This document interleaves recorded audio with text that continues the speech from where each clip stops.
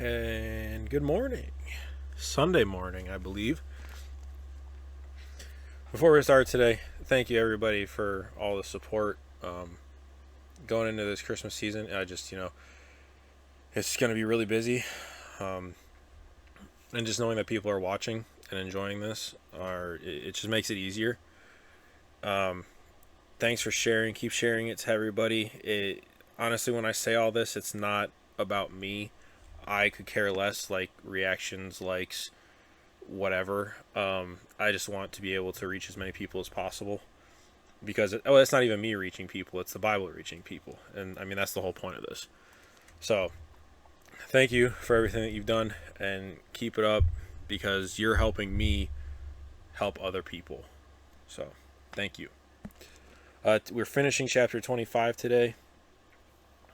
This is the story of Jacob and Esau.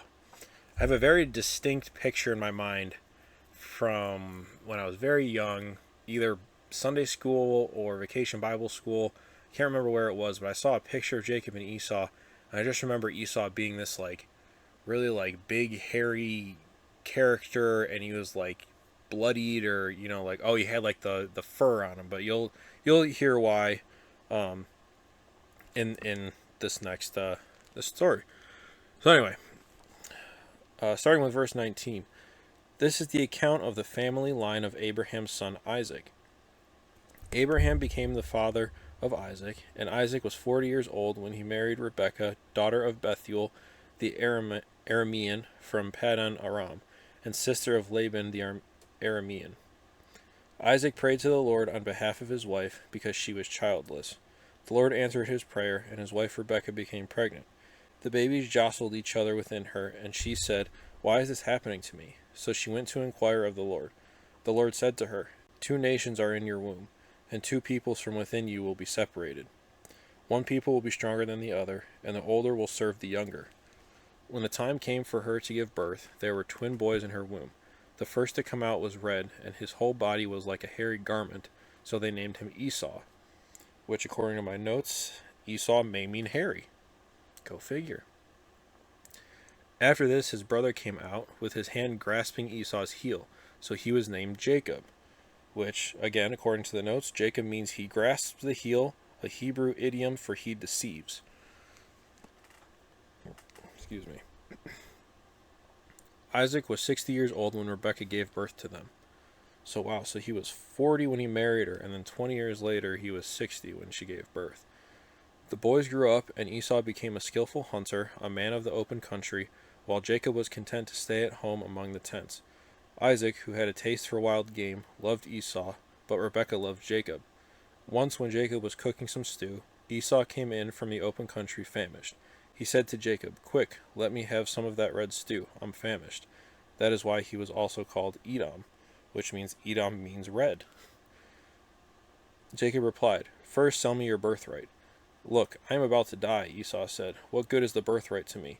But Jacob said, "Swear to me first." So he swore an oath to him, selling his birthright to Jacob. Then Jacob gave Esau some bread and some lentil stew. He ate and drank, and then got up and left. So Esau despised his birthright. First thing, if I'm remembering this correctly, okay, so if Sarah had Isaac when she was about 98, 99, somewhere in there, and she died when she was 127, so that means that Isaac was about 27, 28, just under 30 when she passed away.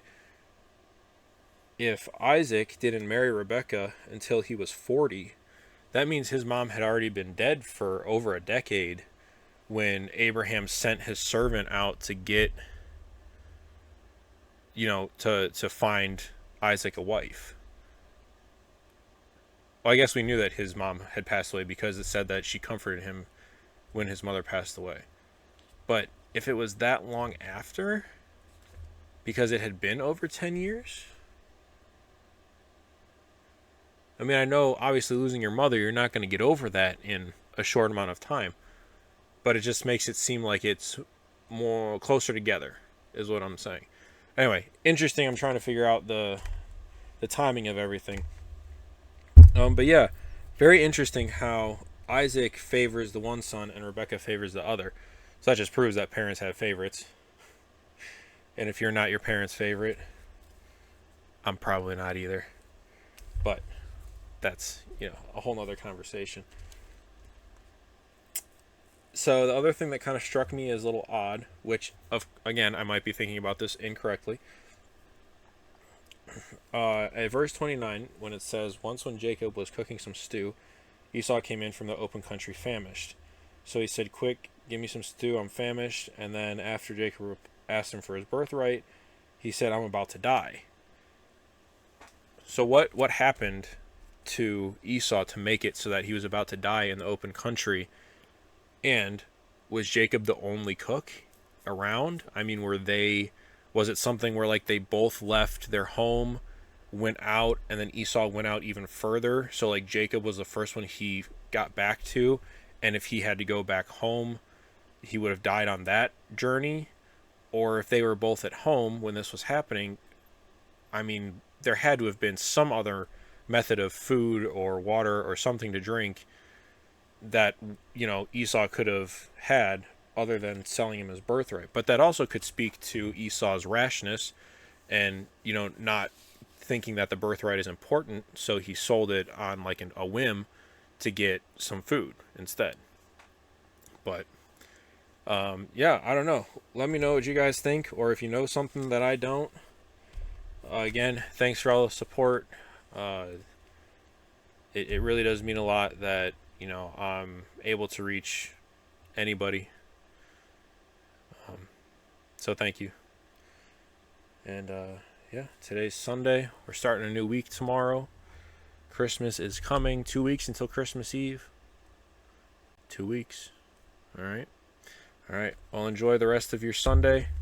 Have fun at church if you're going to church. Relax, watch some football. And I will see you again tomorrow morning.